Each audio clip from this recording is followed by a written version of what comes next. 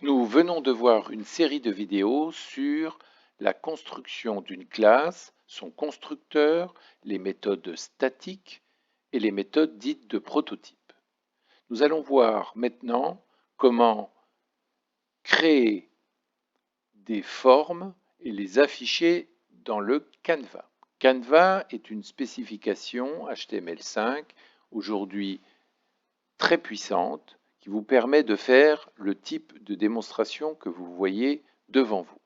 Bien sûr, nous n'avons pas la prétention de faire ce type de démonstration, mais nous allons voir comment réaliser une classe qui nous permettra de représenter des formes. Et tout d'abord, laissez-moi vous introduire en quelques notions les méthodes de base qu'il nous faut maîtriser pour pouvoir dessiner des formes dans notre Canva. Tout d'abord, il faut déclarer une balise HTML qui s'appelle Canva avec un identifiant utile ici pour le récupérer en JavaScript. Côté JavaScript, c'est réellement simple. Vous allez ici récupérer la balise Canva et il faut faire ce qu'on appelle récupération du contexte et vous voyez 2D puisque nous sommes en train de réfléchir sur un Canva à l'aide d'une troisième dimension. Ensuite, il faut commencer par ouvrir le chemin de dessin et penser à un stylo sur une feuille. Lorsque vous allez commencer votre dessin au milieu de la feuille, vous allez vous déplacer. Donc il y a une méthode qui s'appelle Move To qui vous permet de soulever votre crayon et de vous placer au pixel près à l'endroit où vous voulez commencer votre dessin. Line To permet de dessiner une ligne avec les positions X et Y. Et ensuite, de faire une autre ligne qui irait de 150 au point 150-150. Dans cette ligne, la ligne 9, nous soulevons le stylo jusqu'à 300-300, puis nous dessinons une ligne en 400-400 et nous dessinons une dernière ligne. Et nous fermons le chemin par Cloth Path. Donc, avec ces quelques lignes de code, nous sommes capables de dessiner des lignes, mais nous ne voyons rien sur la feuille. Il faut en fait dire que vous allez associer un trait aux différentes lignes que vous venez de créer. Le trait, bien sûr, pourra avoir une couleur, une taille, et même vous pourrez dire que votre bout est arrondi. Donc pour cela, il vous suffira de dire que le contexte, j'associe des traits à mes lignes. Et les lignes vont se dessiner. Regardons plus en détail. Move 50-50, nous nous sommes déplacés ici et nous avons commencé à tirer une ligne jusqu'en bas. Et ensuite, nous avons tiré une deuxième ligne ici. Ensuite, nous avons soulevé stylo pour venir ici. Ensuite, nous avons été en 400-400 ici. Et finalement, nous sommes venus là. Mais nous voyons que si nous avons fait deux fois la même chose, ici, j'ai ma forme qui est fermée, alors que là, ma forme n'est pas fermée. En fait, c'est la présence de Cloth Path qui a permis de fermer cette figure par rapport à ici, elle n'est pas fermée. Et si je viens ici rajouter le mot-clé Cloth Path, je verrai que je me suis déplacé ici, j'ai tiré une ligne ici, et j'ai tiré une ligne ici, et j'ai fermé mon chemin, donc je suis redevenu là. Si vous ne fermez pas le chemin, vous aurez ce genre de figure. Alors, j'ai pu mettre une couleur au trait, et autre chose que vous pourrez faire, je crois que vous pourrez taper quelque chose comme ça, après avoir fait des traits, vous pourrez remplir file vos figures. Et là, que vous ayez fermé ou pas, ce qui va se passer, c'est que vous avez tiré une ligne ici, puis une ligne là, et vous allez remplir de toute façon la forme, même si le trait ici n'a pas été fermé. Voilà pour une très courte introduction à Canva. Je vous rappelle évidemment la beauté et la puissance aujourd'hui du développement. C'est un domaine à part entière puisque les démonstrations que vous pourrez avoir sont incroyablement puissantes et on a envie évidemment de se mettre à travailler uniquement la spécification Canva. Alors, une fois que j'ai défini les méthodes de base, nous allons réfléchir sur ce qu'est une forme, c'est-à-dire la mise en place d'une classe qui me permettrait de dessiner mes propres formes. Alors regardons bien. Une forme, en fait, à la base, ce sont des points qui sont positionnés sur un plan X et Y.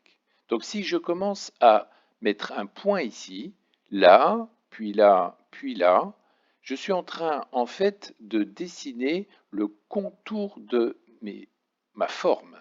Et il suffirait que je relie ensuite ces différents points. Donc, en fait, le premier point serait mon point d'origine, c'est-à-dire j'irai à ce point-là, et ensuite je tirerai donc des lignes, voilà, reliant les différents points, et nous savons que si ce n'est pas fermé, il y aura la possibilité de fermer la forme. Autrement dit, une fois que j'aurai dessiné les différentes lignes et traits, si c'est fermé, il suffira de dire remplis ma forme avec la couleur de votre choix. C'est ce qu'on va essayer de faire, mais surtout, je ne suis pas en train de vous expliquer l'orienté objet et comment on définit les objets, les méthodes. Donc ici, c'est juste une introduction à la syntaxe pour se familiariser avec la syntaxe de JavaScript. Alors revenons en détail sur notre code. Nous avons déjà, parce que nous voyons l'importance de la classe point que nous allons utiliser, nous avons déjà défini la classe point avec un constructeur qui passait par en fait construct sur directement la classe point. Construct me permettait de renvoyer une instance de point qui appelait le constructeur. Je ne reviens pas ici, je l'ai expliqué dans une vidéo précédente. Je vais maintenant détailler par contre la classe forme, faire une forme. En fait, qu'est-ce qu'une forme? Nous avons vu dans les démonstrations qu'une forme est un ensemble de points et ensuite on va les relier. Donc si on regarde l'appel, c'est assez parlant pour comprendre qu'une forme, je vais la construire avec un ensemble de points passés en paramètres. Et donc, si vous avez envie de mettre 3 points, normalement, automatiquement, vous devriez avoir un triangle qui se dessine, puisqu'avec 3 points reliés, vous obtiendrez un triangle. Évidemment, si vous mettez 4 points, vous obtiendrez une forme complètement aléatoire.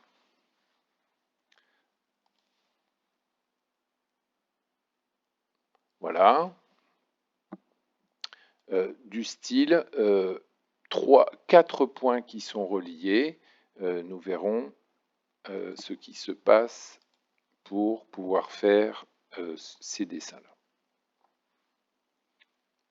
Alors, nous allons rentrer en détail maintenant dans la forme.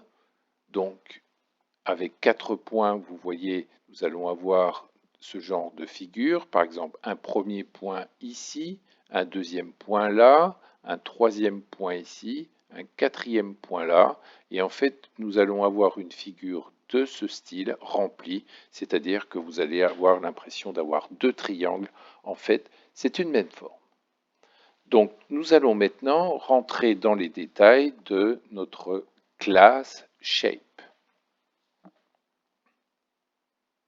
Il est intéressant de regarder d'abord la méthode statique, puisque c'est celle-ci qui est appelée. Nous avons vu que statique nous permet d'appeler directement la méthode sur Shape et Construct demande un ensemble de points.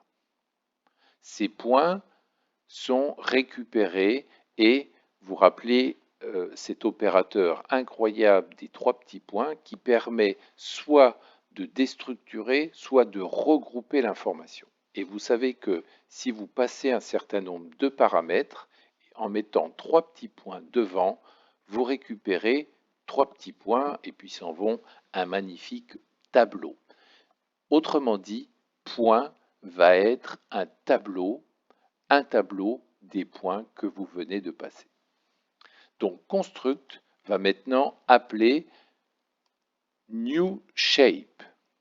Donc shape, nous allons voir le constructeur de shape.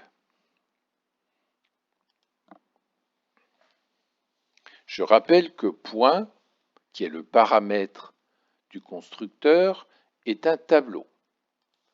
Donc table point est un tableau. Ce tableau, nous allons faire une référence sur l'instance en mettant this point avec un S qui va pointer sur notre tableau. À tout moment, nous aurons la possibilité d'avoir les points de notre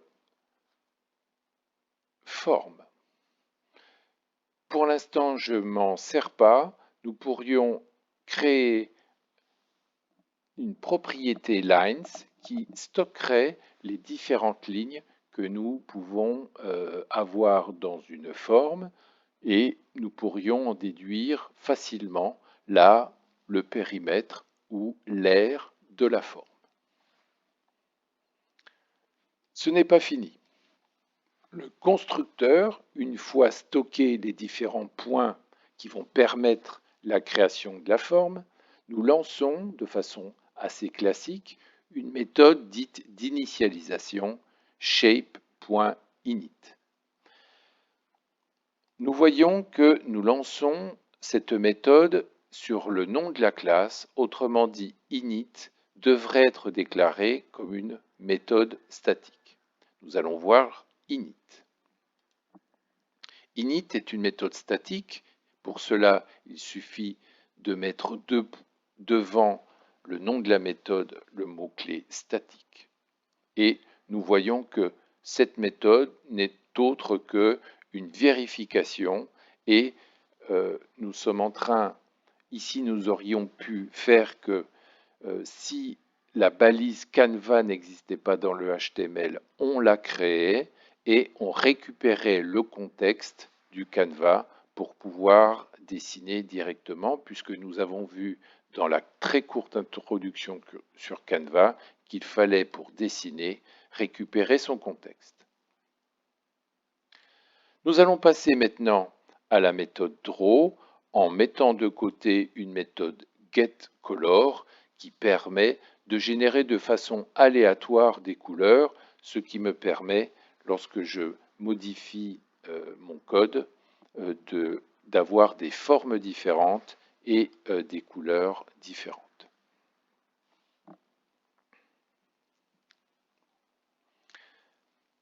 Nous allons regarder Draw, qui est la méthode donc sans le mot statique, c'est une méthode dite de prototype. Elle permet de dessiner. Alors, d'après ce que nous avons dit, et j'y reviens, pour dessiner, lorsque l'on a défini un certain nombre de points, il va falloir tout bêtement les relier entre eux, c'est-à-dire le premier au deuxième, le deuxième au troisième et le troisième au quatrième. Et nous fermerons la figure avec stroke que nous avons vu dans le rappel de l'introduction de Canva. Alors comment faire? En fait, il faut récupérer le premier point, tirer ici une ligne, tirer ici une ligne ou un trait et tirer ce dernier trait. En fait, nous sommes en train de parcourir l'ensemble des points et de créer, grâce à Move to et Line to, nous allons pouvoir créer ces différentes lignes et ensuite en déduire en remplissant la forme créée, visualiser notre forme. Nous allons voir comment faire cette itération sur les différents points. En fait, c'est relativement simple. Une fois que vous avez récupéré les points, vous avez uniquement ce cœur pour l'affichage, c'est-à-dire que pour le premier point, vous devez vous rendre à l'endroit du point et ensuite vous devez créer, nous l'avons vu, des lignes. Alors regardez, c'est simplement un for each. Je vous répète que this point contient un tableau, donc pour tous les éléments du tableau, vous déstructurez l'élément. Autrement dit, les éléments sont des points. Ce sont des objets qui contiennent deux propriétés x et y. Nous pouvons donc déstructurer et disposer directement dans la fonction qui va être faite sur le tableau des valeurs de x et de y du point. Nous aurions pu faire bien sûr point et utiliser dans le cœur de for each point x et point y. Il est donc plus agréable de déstructurer directement pour récupérer les valeurs de x et de y. Nous avons droit également à l'indice de l'itération. Ensuite, nous utilisons une méthode fléchée. Grâce à l'indice, nous savons si nous sommes sur le premier point.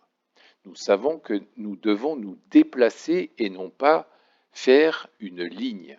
Bilan, nous testons la valeur de l'itération. Si elle vaut 0, nous allons nous déplacer sans, c'est-à-dire en soulevant le stylo, à la position x et y que nous avons récupérée en paramètres. Ensuite, pour les autres itérations, il suffit de créer des lignes reliant les différents points. Une fois que nous avons fait ça, nous allons fermer le chemin et faire une couleur aléatoire et remplir la forme. Autrement dit, pour tous les points, nous sommes en train de faire ce que nous avions fait dans notre démo. Nous allons, pour le premier point, se déplacer. Autrement dit, regardez, je peux faire ceci. Pour le premier point, nous nous sommes déplacés. Ensuite, nous avons tiré des traits, tiré des traits, tiré des traits, tiré des traits et fermé la structure. Voici le genre de figure que nous allons pouvoir dessiner dans notre, grâce à notre outil.